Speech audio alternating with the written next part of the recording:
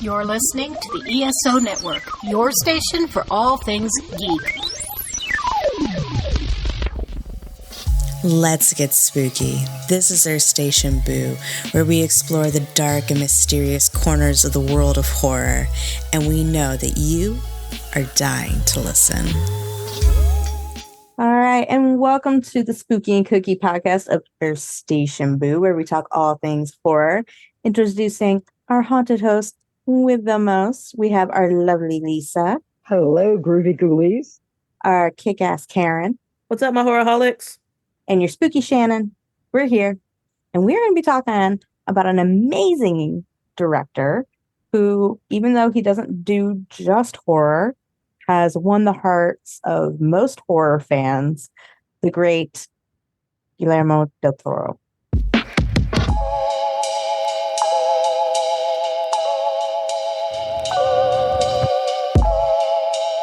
Hey Horrorholics, it's Shannon. Earth Station Boo has just launched its brand new merch store. It's time to get your hands on some killer gear. From our fun logo shirts, cozy hoodies, Let's Get Spooky stickers, and Horrorholics Anonymous totes, there's something for every one of our lovely little ghouls. We offer our spooky designs on many different types of products to fit your desires. But if you happen to see a missed opportunity, just let us know. And unlike most of Stephen King's adaptations, you know what I'm talking about, you won't be disappointed with the quality of the products. Head over to our link tree in our bio, grab your merch, show off your favorite horror podcast, and most of all, let's get spooky.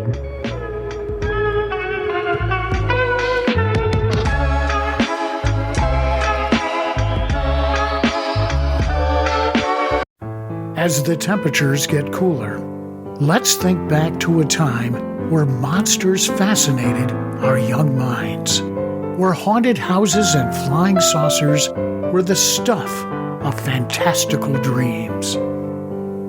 Come relive those wonderful times with us every Monday at 5 p.m. It's Monster Attack on the ESO Network.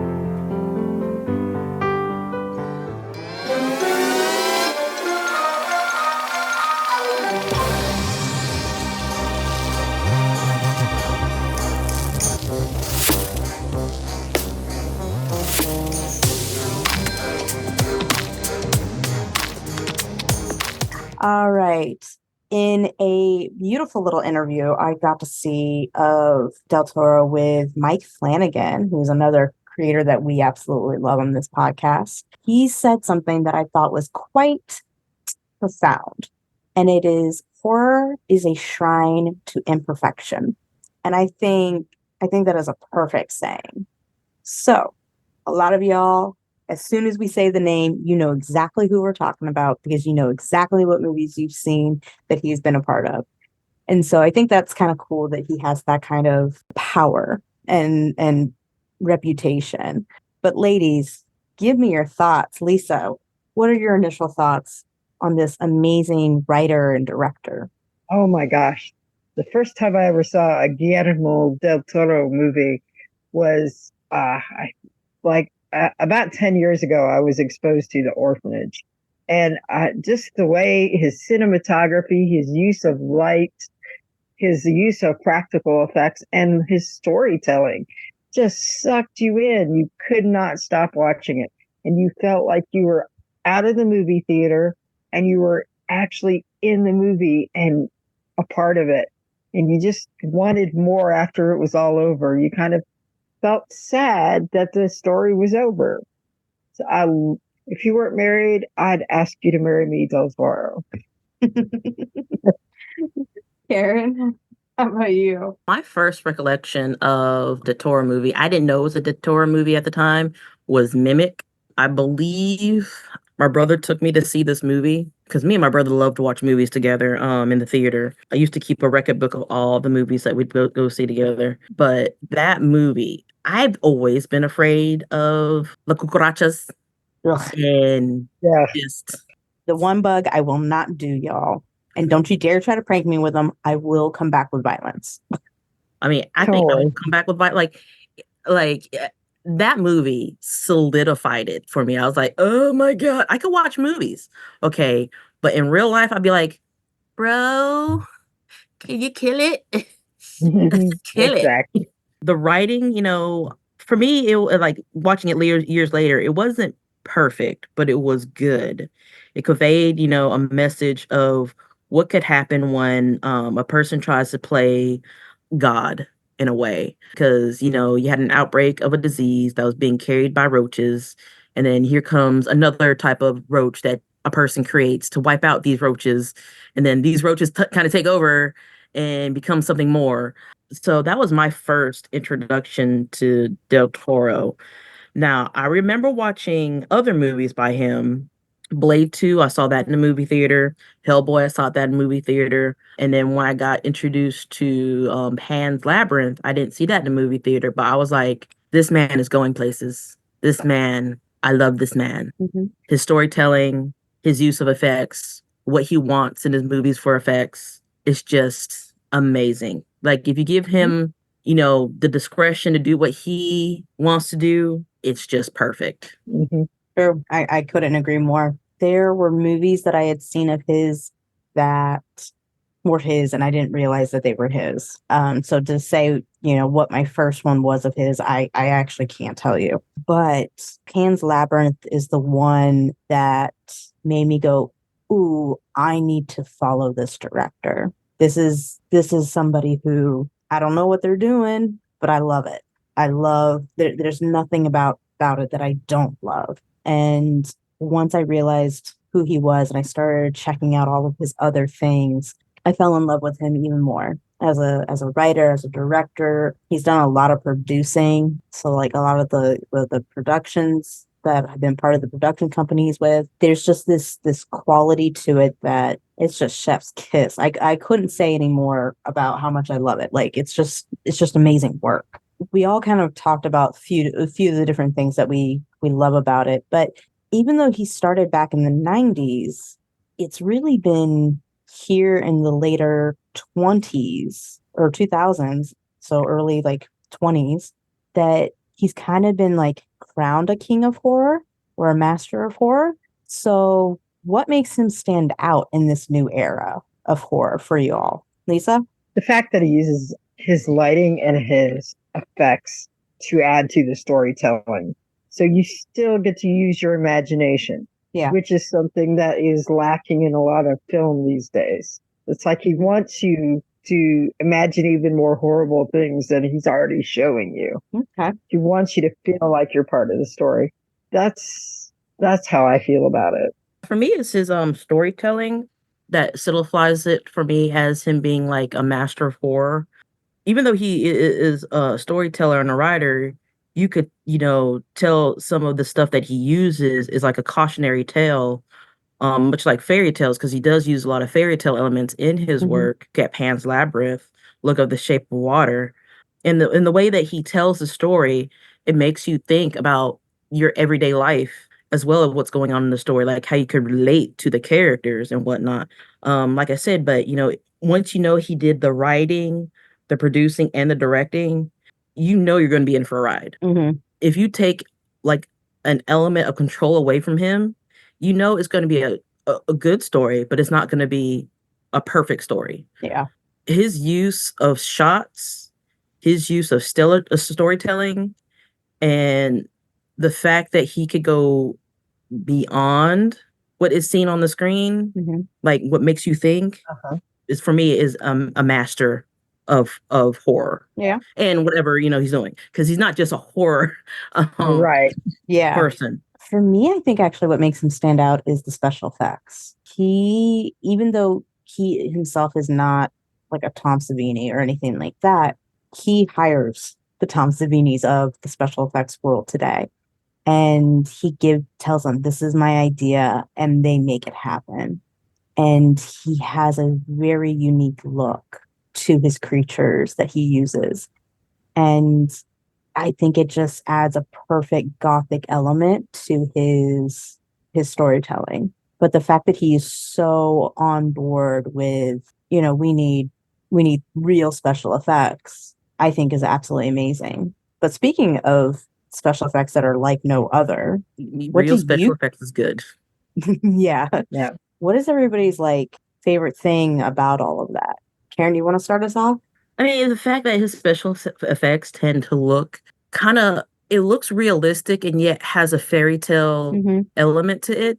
You're in awe of it, and yet you're creeped out by it, and yet you're surprised by it, and yet you're not so surprised by it. It's something that it's something that only dreams are made of. The special effects that are, to me, they're like a dream-like quality in them. I mean, if you look at Hellboy, especially Hellboy 2 with the little small fairies, they look real and yet they look like it's just a dream. If you look at the special effects of Pan's Labyrinth, they look like a world that you could step into without having that madness take over. Yeah. And he also uses some of the same actors for his films. Like, I know he uses the creature actor, Doug Jones, for many of his films. And to find somebody that could emote your creatures throughout all your movies really well, that's just, I mean, it's hard to find somebody like, you could work with to do any of your acting, any of your movies. But once you find that one actor that can be your creature and that knows what you're looking for and that convey every single different creature, that means your special effects is just top notch. Yeah. I think one of the things about his special effects that, as far as his creatures and everything that is really good, they all have a similar vibe, but they're all like pieces of art. It's like pieces of moving art. And like Karen said, it's like you're in a dream watching this moving art, whether it be fantastic or horrible, you can't stop watching it. And to have, like she said, like Doug Jones, who can relay that, it makes it even more magical. It makes you like sad when the movie is over, that you want more, and you just can't wait till you see the next one. One of my favorite creature creations that he created recently, or not him, but he got the effects people to make recently, is from the Cabinet of Curiosity, the giant rat man. That was the most beautiful thing I ever saw. And it's funny because we all know I do special effects. So I'll stand there and there'll be something totally grotesque, but it's so perfect that I'm like, beautiful. It's so beautiful. You can't stop looking at it. So I think because he gets all these great artisans and everything in the special effects, that it goes beyond just, it's like you just can't stop looking and you can't stop wanting to see more of it, and your imagination just kind of explodes. So I think the techniques and everything, I think it's fantastic. Yeah. I'm just sad they only made one season of a Cabinet of Curiosities. That was too. Talking about it, yeah. Yeah. Netflix. We want more seasons. Go to Shudder, Guillermo. Yeah. Go to Shudder. The special effects that he creates, or he co-conspirators with, has not just like a dreamlike quality to it, but like almost a Gothic romantic type quality to it. There's like this, how do I say it? It's imperfection, which he is a massive fan of, which I think is great. But beyond even that, there's just like this elegant beauty to it amongst all the imperfections. I think Pan's Labyrinth is a great example of that, where you have these creatures that have been forgotten and lost. And so there is some wear and tear, and it's obvious there hasn't been upkeep to them, but yet they are so gorgeous to look at. And you just can't stop looking at them. Like you want to freeze the frame and just like study like what you see there. I have. I have. The fact that a lot of these creatures are even in a museum, so people can actually go and see these creatures because they are works of art. They're absolutely stunning, absolutely gorgeous. But he does that not just with the effects themselves, but he also does that with everybody's performance. The way that he curates a film is just, it's fantastic. I mean, even when you look at that Scary Stories to Tell at Night, the effects are so grotesque and yet so pretty. You hate the fact that you like it, and you like the fact that you hate it. Crimson Peak, same thing. Yeah. It's one of those. Was that one of his best works? No, but damn, did it look pretty? Yeah, damn it looked. I mean, it looked really good. Yeah, it did. I love his storytelling too. Before we get on to like some other topics, I know that we were chopping at the bit to get to. How do you guys feel about his storytelling specifically? I mean, if he writes the story, then it's going to be a great story to tell. But if he's directing somebody else's story, he's trying to fit it in such a way that it could be a great story. But when it's somebody else's voice that you're trying to portray, it's either going to be a hit or miss. But his storytelling is what I love most about him, really. When it came to like The Devil's Backbone, I loved the story. I really did. Blade 2, not so much. He didn't write it. He didn't write it. I didn't fall in love with it. But Scary Stories to Tell in the Dark. It was a story. It was stories from somebody else. And he tried to convey, that story, but it was an okay movie. I mean, he also wasn't the director of the movie, too. He was like the producer. Yeah, but he was a producer. Still on it had a touch of him with the special effects. But, it's if he's not writing it, if he's trying to convey somebody else's story, it's not going to be perfect. And even though he embraces the imperfections, you could tell it's not going to be perfect because he didn't write the story. Yeah. I mean, he can embrace all the imperfections of the story writing, but if it's not his imperfections, it's not going to be the same. Fair. Lisa? Yeah, I love his storytelling. And I agree exactly with Karen. There's something, it's hard to curate someone else's story that he doesn't write, but he does a pretty good job at kind of fitting it in his box as best as he can. But his story, I can't get enough of his storytelling. It's just absorbing and makes you feel like you're a kid again, full of wonder, whether you're getting terrified or you're in a land of fairies or, running from a vampire, whatever. Yeah. There's just something. And he's got really good where he's telling characters. I mean, you like and hate the characters all at the same time. You're like, oh, how could that character be so dumb? You're so not. And the fact that you can get involved with the humanity of the characters, as imperfect as they are, makes it all the better. And that's something I really like about him. So yeah, I mean, he has almost in every film that he has written and directed in, there's almost like three elements that I seem to find quite a bit.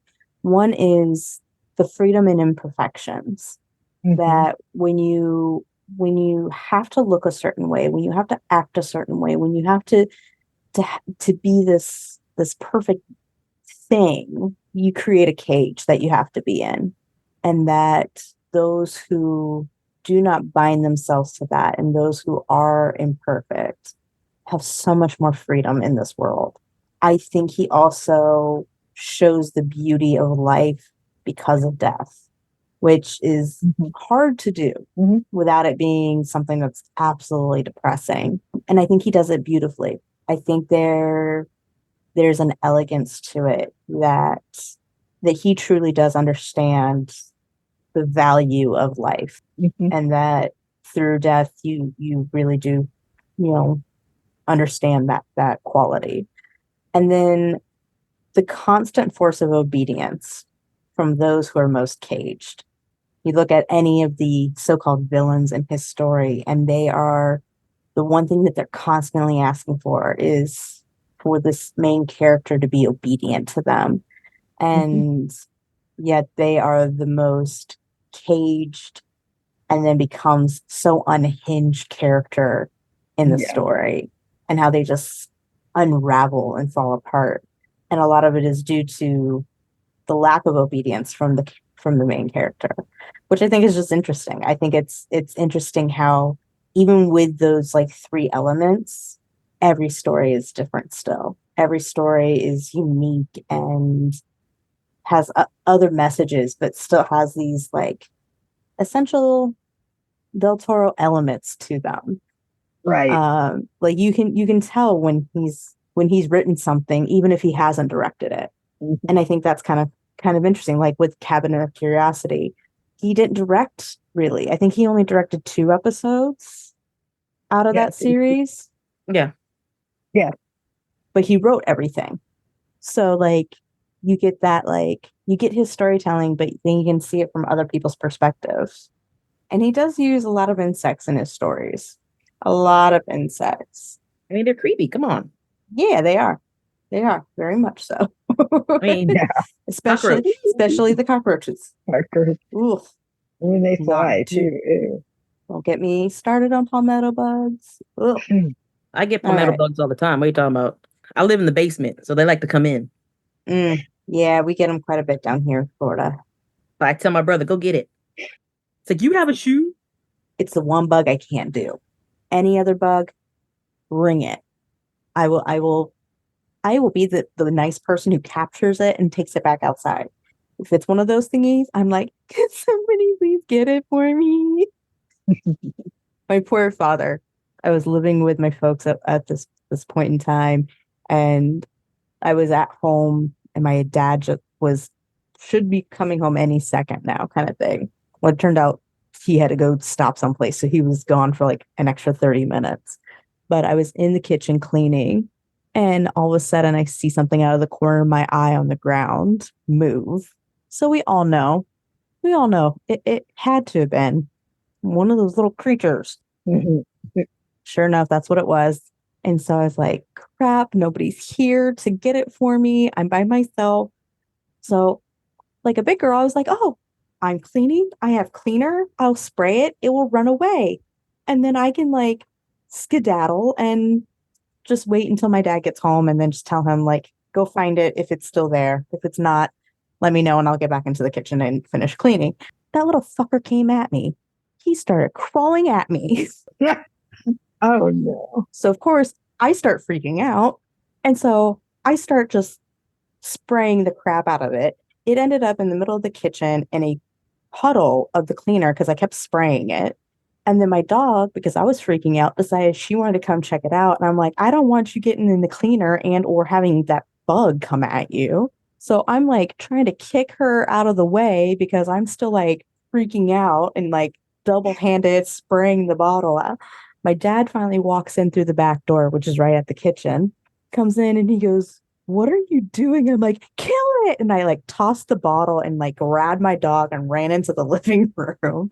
And as I'm doing that, I can hear him go, it's upside down. I'm pretty sure you killed it with the cleaner. But he cleaned up the mess for me and he's like, are you okay? And I'm like, no, I'm not okay. As I'm like death hold on my dog on the couch, like just take care of it. I don't want to deal with it anymore. Yeah, I'm usually like, if I'm like the only one here, I have to take care of it. I have to like put on my big girl panties and be like, I'm a warrior princess. What was he to think of me? Nope. I walk right out of the room. I'm like, nope. I am walking out of this room. I'm not re-entering it until somebody else is here. Nope. I cannot do. We don't have those over here. Yay. Alrighty. Now after that little segue. I mean, it's gonna like go into another segue when we talk about mimic. No, we're not. Mr. Funny Shoes. Favorite works. What's everybody's favorite works? Mine's personally Pan's Labyrinth. That's everybody's favorite. I know it is, but I really, really, really do love that one. Like that's like a comfort one for me. Like I pop that one on all the time. A close second is the Hellboy movies, both the first and the second one. Those two I can watch pretty regularly also. Karen, what about you? Which one's your favorite? So I enjoy Mimic because cockroaches and horror movies go together. Okay? That's a scary combination. And also it's like the first movie I seen of his works. And to this day, if I see a big ass giant person-sized cockroach, it's gonna be hands-on. At this point, I'm fighting for my life. So it ain't gonna be anybody like gonna take care of it. It's gonna be me and that big ass giant cockroach. Are those hands rated R for roaches? They're rated E for everybody, including roaches. And I also love the shape of water a beautiful tale of love between a merman, sea creature, something. Yeah. Between him and a woman who you find out, if you've never seen the movie, well, Tough Cookies, she was like, also part sea person, Yeah. because she had gills. But the love story, it's touching because she saw beyond his monstrosity and he saw beyond her silence, and they understood each other and fell in love and they had coitus. Lisa, what about you? Okay. My favorite one is definitely Kronos. I like anything that has to do with the alchemy and vampirism, and it's just a good movie. And that's one of the first movies I've seen with Ron Perlman with Guillermo del Toro in it. He acts for Guillermo del Toro a lot, but it was really kind of funny because he's so skinny in it. He was a baby in it. Yeah, I know. He was like, and then I guess I like Hellboy, but I like the second one better. The Golden Army. That felt more Del Toro-ish. Del Toro-ish. Of course, I love Pan's Labyrinth. And I could go on because I like most of all his stuff because he's so diverse in his filmography that I just... Yeah. Yeah. For those of you who are like going, okay, yeah. Like we know all those films that you guys have talked about so far.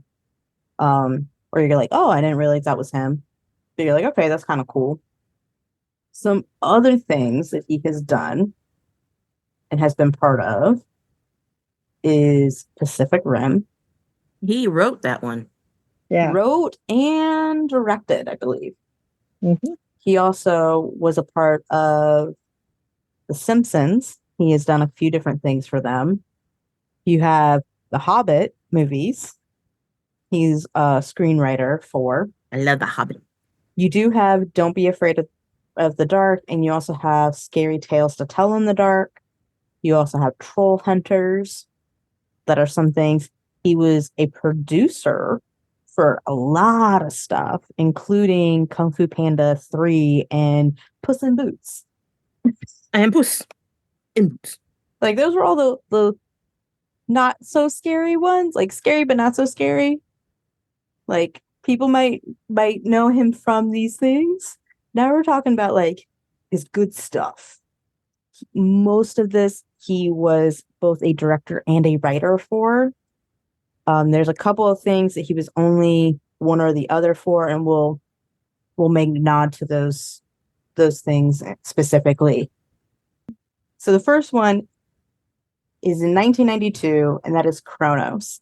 Prior to that, he does have a few different films and shorts that he did, but a lot of them were only released in Mexico, which is where he is from originally. So, Lisa, I know this is one of your favorites. You want to talk about it really quick? Yes. This one, we're actually going to be talking about and doing a full episode on. So we're not going to dive too deep and for too long on this one.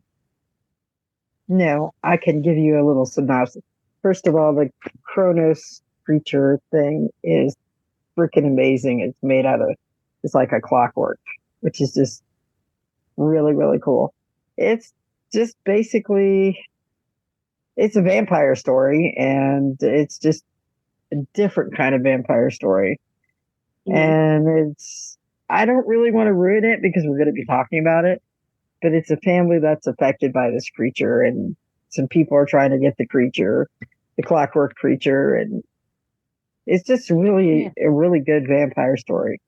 And just you see how the family deals with it, and how the father or grandfather, I should say, deals with it, and how they came across it, and how the bad guys acted. And it's just good to see. It's like it's a vampire, but it's a different perspective. But it still has the rules, kind of, sort of. So, and it's also very insect-like. That's all I have to say. Yeah. Next up would be Mimic, which came out in 1997. This is a film that's good movie. And Del Toro actually thinks it's his weakest film. He actually hates that movie. And part of that is also because the Weinstein brothers, who we know who are horrible individuals, allegedly, in my opinion, had a lot of control on that film and didn't let him do what he wanted to do with it. Oh, it'd been perfect if he had like creative control. Mm-hmm. We'd be scared Yup. even more. And this Nor- isn't the first time we've read or heard this, that had the Weinstein brothers kept their nose out of it, it would have been an even better film. Mm-hmm. Anything else you want to add on this movie, Karen? Norman Reedus is in it briefly. You should see Tell the me look what you on her really face. think. It's great. Yeah. Beautiful, handsome man. He's also in The Walking Dead, so watch that too. So Karen He's likes awesome. Norman Reedus. Yes. Got it. But don't they do a lot of recording there in Atlanta? Oh yeah. Yep. So do we need to worry about getting bail for you? Oh no, but I think they're filming elsewhere for the Daryl series.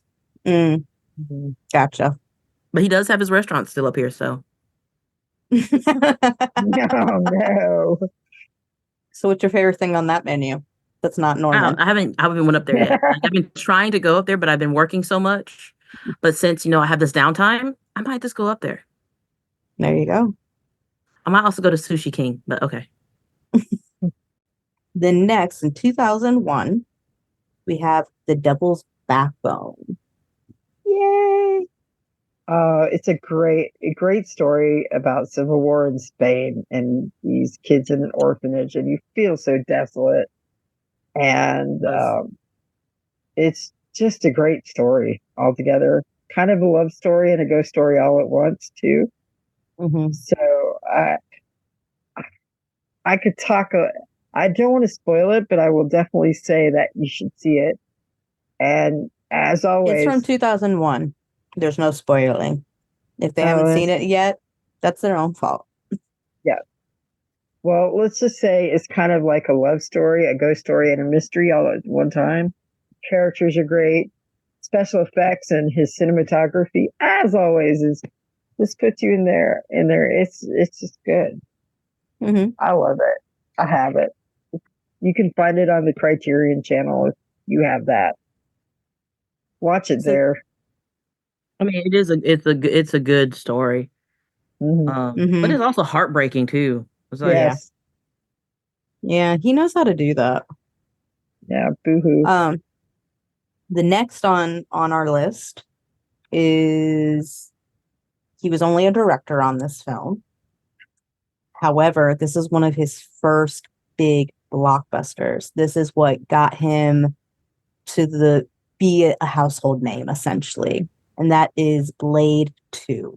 Because of this film in 2002, he was able to then be able to do Hellboy and Pan's Labyrinth and The Strain and basically everything else that we've come to love of his. This movie ended up doing super well the first weekend at the box office. And so he took full advantage of it. Those who don't know, Blade is a comic book character, which happens to be a vampire who kills other vampires. It's a fun story. Personally, Blade Trinity is my personal fave. oh my God. It's because I love that version of Ryan Reynolds. I don't know what it is, but I love him so much in that movie. Oh I know. God. That movie's Shut up. You like Mimic. Okay, I like Blade 1 and I like Blade 2. Blade 3 they could have done without. Okay? They were just grabbing money at that point. Even my mom hated that movie. Not with Ryan Reynolds. She didn't care he was in the movie. She was like, what's going on? What's happening?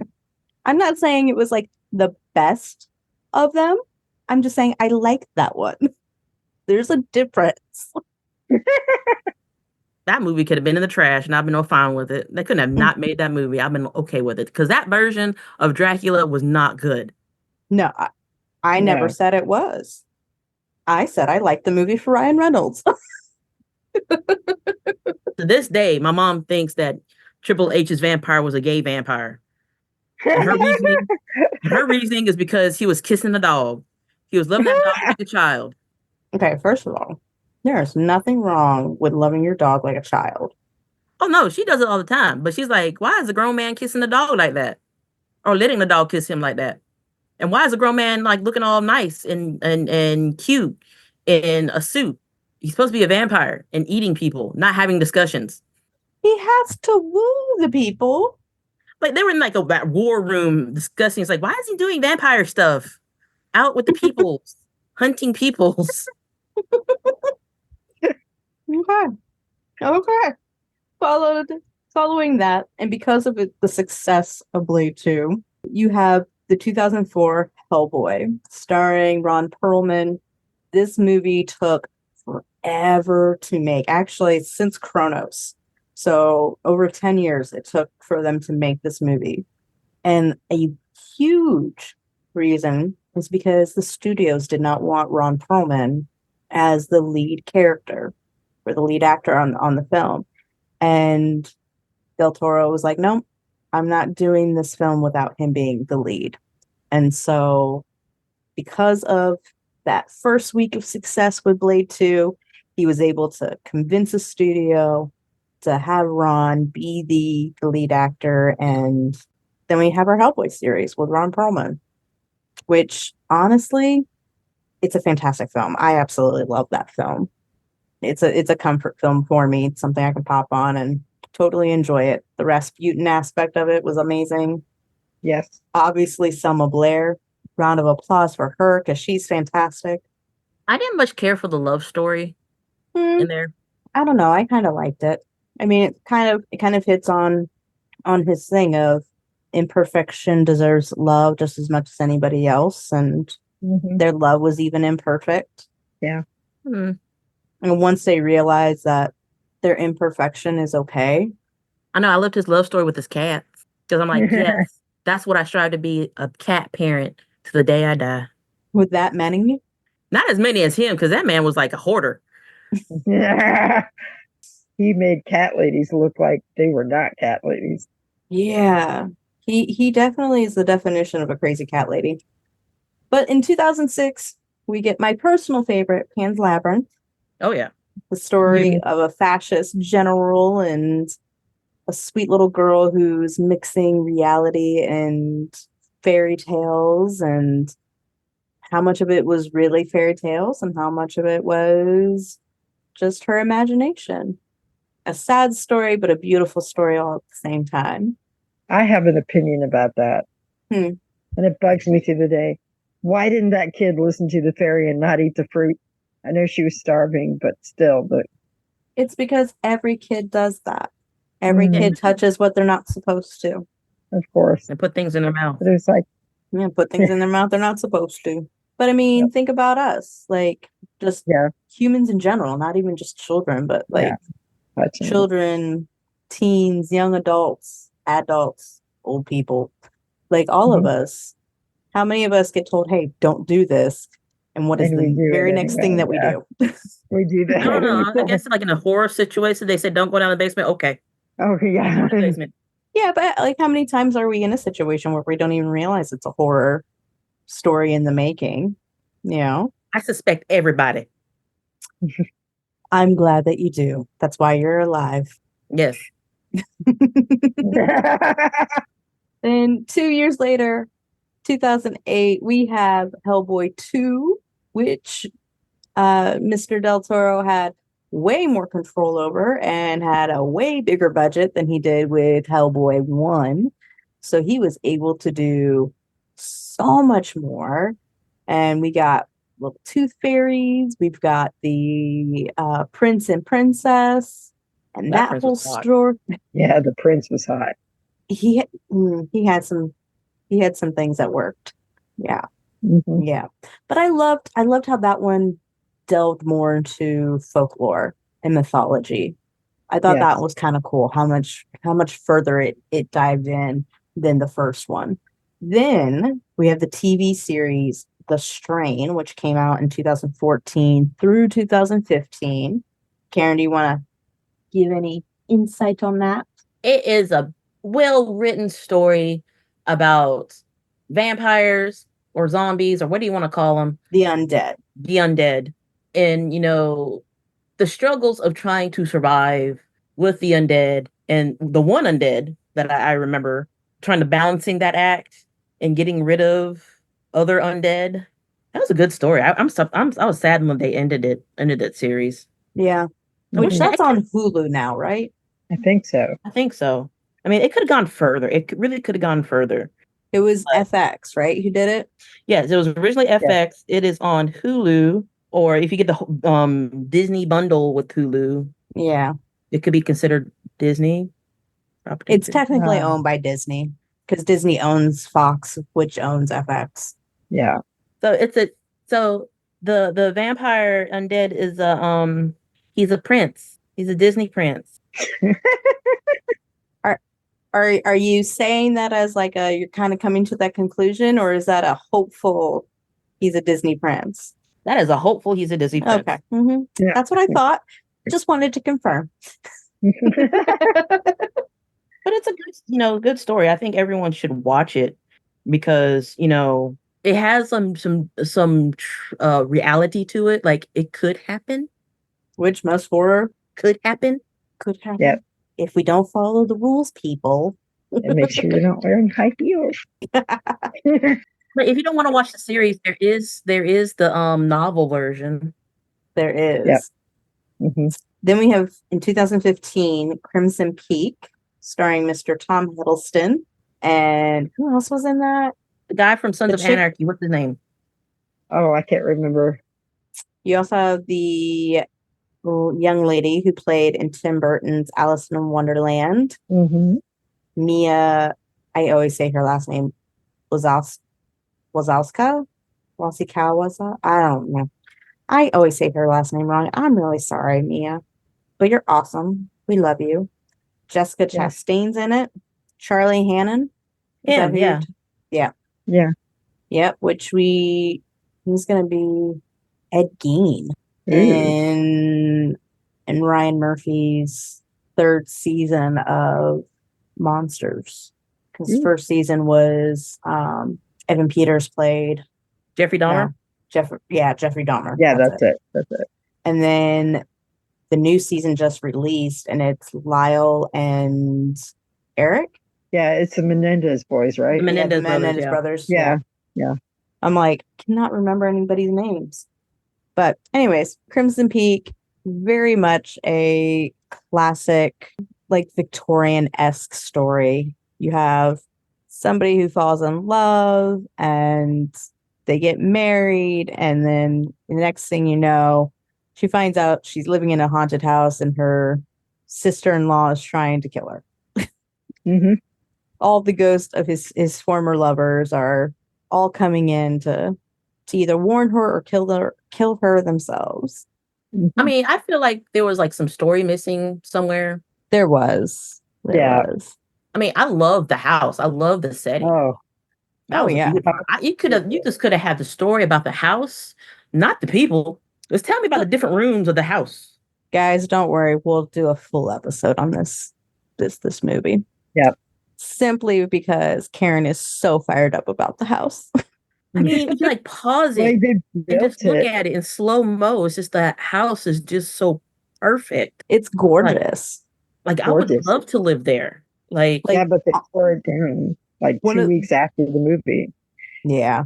I mean, literally one of the reasons why I love that movie is because I think just visually it is absolutely stunning to watch. In 2017, his favorite movie that he's done, and the one he is closest to when it comes to his own personal story and how he has felt and how he has grown as an individual, is the 2017 The Shape of Water.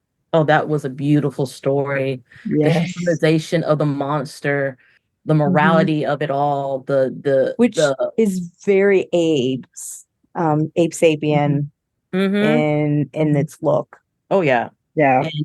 And the you have like different people represented at in the movie that was not really represented at the time. Like you have the disabled young woman, you have the Octavia Spencer's character, which was written specifically for her. I wouldn't doubt it. I wouldn't doubt it. Del Toro met her, had a lunch with her. They never talked about the movie once, and he wrote the character for her. It's like, I am That's so impressed with this amazing. lady. I want her in my movie. Yep. Which I like her. She's a good actor. we'll talk about how he works with people here in a little bit. We're almost done through the list of stuff. You have Nightmare Alley in 2021. So now we're in post-pandemic works. Nightmare Alley, it was good. I don't think it's his best, but I do enjoy it. And then we have 2022, his Pinocchio, which he gave quite a few Frankensteinish nods to, with Frankenstein being his all-time favorite monster and horror book. And then last but not least, he was mostly a writer for. He did, I believe, direct 2 episodes of The Cabinet of Curiosities, the TV show, in 2022, which unfortunately was canceled after its first season. I actually like the one that he wrote, the episode he wrote, Lot 36. He wrote all of them. Yeah, but that was my particularly favorite one. I think that was one of the ones he directed. Lot 36 and The Murmuring were the ones he directed. I love The Murmuring. That was just so epic.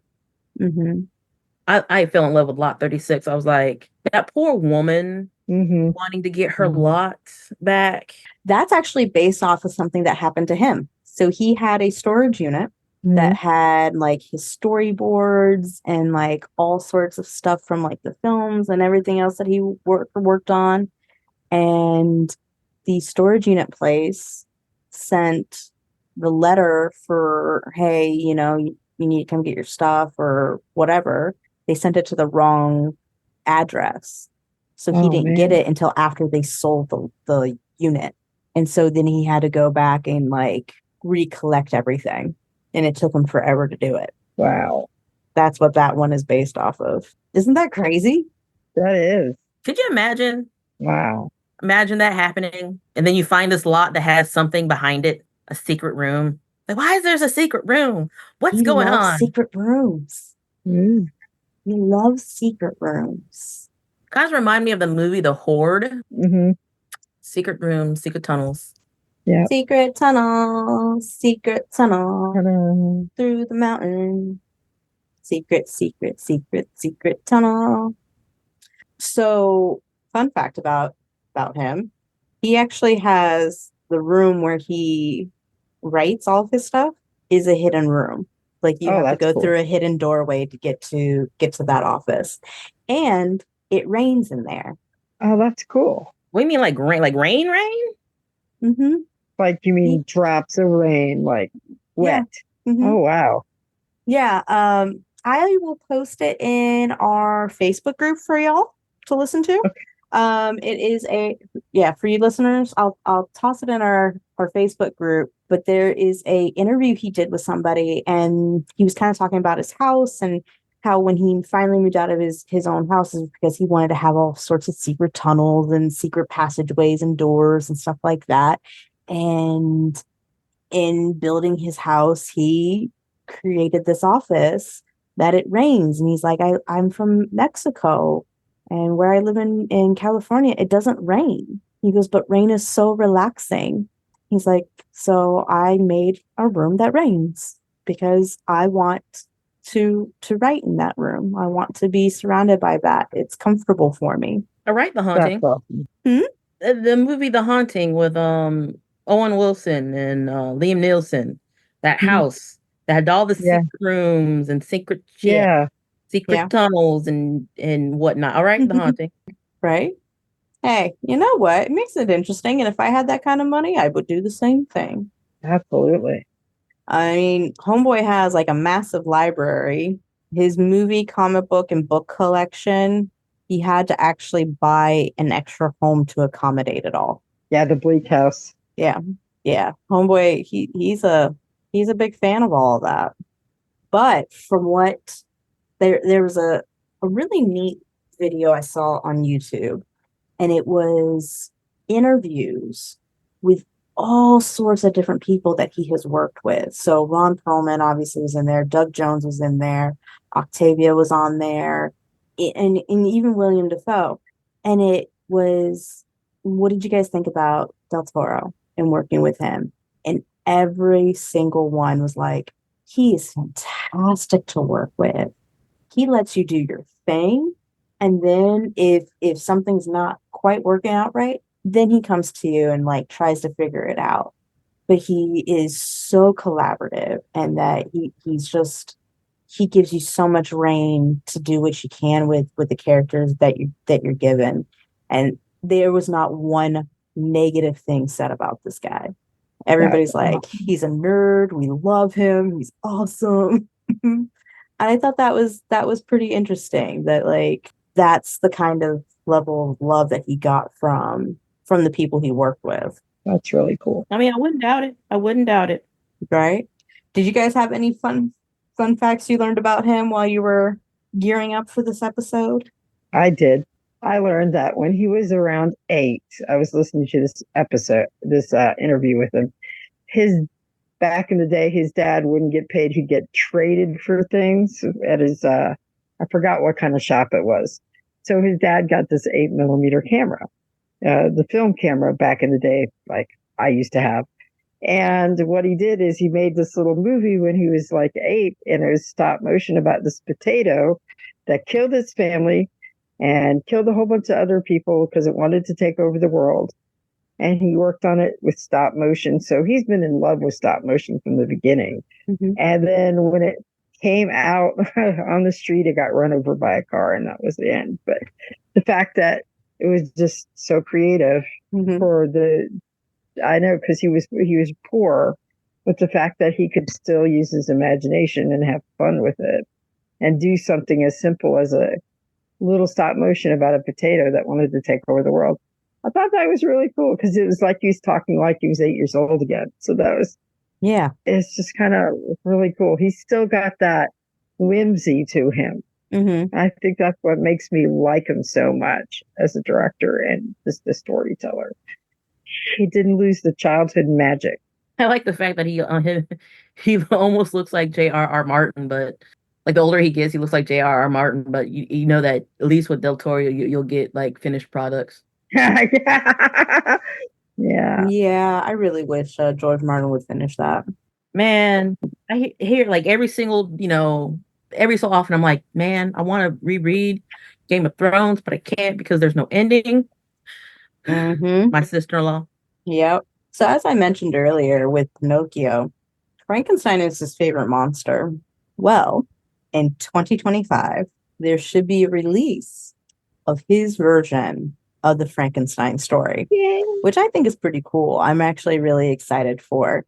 This is a man who, even though he doesn't see himself as a horror director, does a fantastic job telling horror stories. And even though it's not scary horror where you're, shaking in your boots and it's not super, super gory, he just does an amazing job. Oh, fun fact. Yes. One of the actresses couldn't pronounce his last name correctly because she kept calling him Totoro, like My Neighbor Totoro. Mm-hmm. And he was like, you know what? You could call me that. That's fine. Oh. He seems like the guy who'd be like, it's close enough. Go for it. It was a child actress too. She's like, I'm so sorry. And I forget if she was Japanese or Chinese. I think she was Japanese. But he was like, it's okay. That's fine. He does kind of look like My Neighbor Totoro. He does. That's actually his favorite Studio Ghibli movie. That's my favorite Studio Ghibli movie. I just love it. He says if you're going to start with he said if you're going to start with a Studio Ghibli movie, you should start with that one because he loves Studio Ghibli. Doesn't love Studio Ghibli, right? Who doesn't? Yeah, and if you say you don't, then I question your humanity. Mm-hmm. There are very few things that make me question your humanity. You don't like animals, and you don't like Studio Ghibli. Exactly. Mm-hmm. Facts. So we kind of started a lot of this off with like what makes him stand out in this new era of horror. What do we think his lasting impact on horror will be? I think his lasting impact on horror will help will bring us where people will use their imagination, give us better stories. So it's not all jump scares. You'll get the mythology behind it, and you'll still keep the wonder. You may be horrified, but you'll still love it because it horrifies you. I think I know he's working with a lot of new young directors and stuff like that, which is great. But I think he'll make it more magical again instead of just like, oh, this is this killer. He's in a swamp. He's going to come get you. He's revenging his mother or something like that. He's going to give you a story. Yeah, I know. I was just going to flow there. But no, I think I noticed one thing in the horror era lately is he's brought back to life the practical effects, because there's a lot more practical effects it may not be mainstream, but like last night is all practical effects when I saw that movie, and it was like great. So I think he's bringing the creativity back to horror, which is something we really need. Yeah, we really do. I can agree with that. The fact that he doesn't compromise his storytelling or his effects to appease people, the fact that he wants to make it to where, he shows his love for what he's making to the audience. The only time he has to compromise it, I guess, is when, the studio's like, hey, rah, change that, do this. But the fact that when he does it himself, that's the most important thing for me. Like I see going to be the impact of horror is that you do not compromise your vision to what somebody else's vision should be of said movie. Yeah. Which I do think that is changing. I don't think you see as much with a lot of the smaller studios. You can tell like they're letting the creators create. They're not controlling it as much as previously with certain individuals in the decision-making spots. In the 90s and early 2000s. Individuals that shall not be named. You already named them. I know. They don't deserve to have their names spoken anymore. But he is bringing back to life literary horror. He's bringing back to life mythological horror. He's bringing back to life a lot of the things that made horror what it is today and gave it the start that it needed to even be a genre that we can consume. And he's doing it in such a beautiful and elegant way that it is not just cracking the door open. It is swinging both doors open like Aragorn in Lord of the Rings. Like, it is full boosh. The doors are open. Kicking somebody else's concept of what it should look out, what this movie should look like. No, this is how I think it should look like. This is my movie. Yeah. Yep. It's making it so that way you can have some of the most beautiful things be made. As we mentioned, there are so many of his pieces of work that as soon as he has full control over it, it's gorgeous. It's breathtaking. Exactly. And that's how it should be. That's how storytelling should be. It's not just in horror, but in any genre. I feel like horror is constantly the genre that things get tested in. And then when it succeeds, it filters into a lot of the other genres. So when you have a creator like him coming in and doing what he's doing, you're going to start seeing it in our comic book movies. We're going to start seeing it in our sci-fi movies. We're going to start seeing it in our romantic comedies. We're going to start seeing that beautiful storytelling just in cinema and shows as a whole. So I'm excited. Me too. I'm really excited. Final thoughts. If there's a Guillermo del Toro movie that's playing, I'm going to go see it. Facts. Like, there's nothing that's going to stop me from watching that man's movie. I love his work. I wasn't a big fan. I can definitely tell when he has not written something and he has to kind of do for the studio. It's great, but it's not as great as it could be. But I'll still watch it anyway because it's got his name. One of these days, I hope I get to work with you because that's always been a dream of mine. Instead of building Legos, maybe I'll be building a house like Crimson Peak or something like that, so my friends can go, oh, yes, she did it. I would have to say he is by far one of my favorite directors, writers, storytellers. He just encompasses everything, and I feel like I'm just in his world every time I watch a film, and in his brain, and it's great. And I love that feeling because it's the escapism that he gives everybody. It just makes you hate it when it's over because you want to go back, but you know you can't. And the fact that it's perfect and perfect makes it even more beautiful. Yeah. This is a director, or not a director, a writer, a creator that everything he touches has such a beautiful quality to it. A lot of my favorite creators, and I'm saying creators because they don't just direct, they don't just produce, they don't just write, they do all these things. They truly are somebody who goes in and is like, no, my hands are on this because I truly am molding and making this the way that I want it. And he's one of them.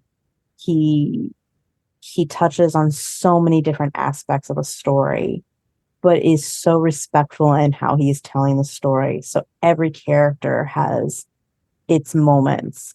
Even its villains have growth at times where you're just like, I don't want to cheer for this person because I know they're the bad guy, but why did you make them grow? Like, because you have to have character growth. Yeah, but when you have truly horrible people, like you're like, no, I don't want you to become a better person because you're supposed to stay the bad guy. Right. But he does such a great job in telling these beautiful stories, showing humanity and showing the imperfections of the world, be it in a good light or a bad light.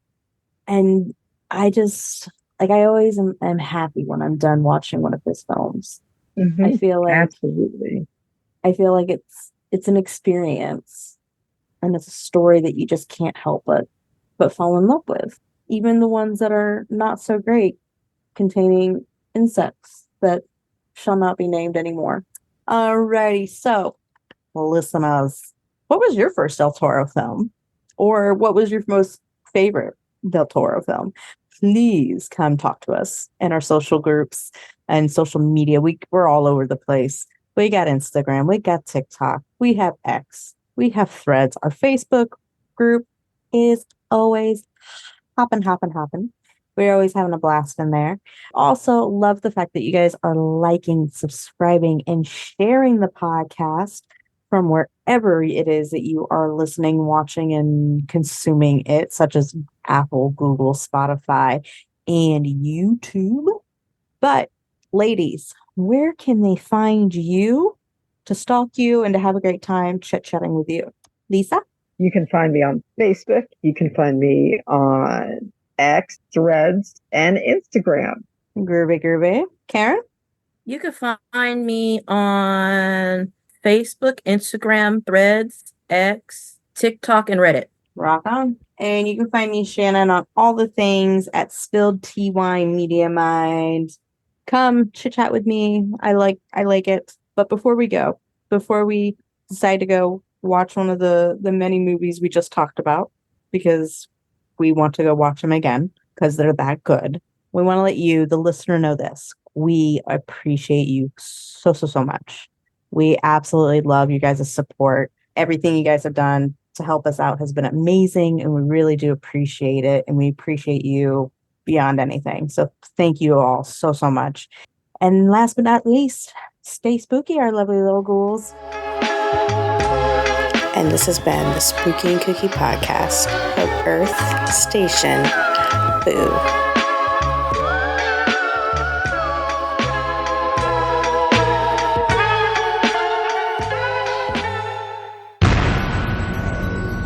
This has been a broadcast of the ESO Network. Be part of the crew and help support our shows by donating to our ESO Patreon or by shopping at the TeePublic store, which can all be found at www.esonetwork.com. The ESO Network, your station for all things geek.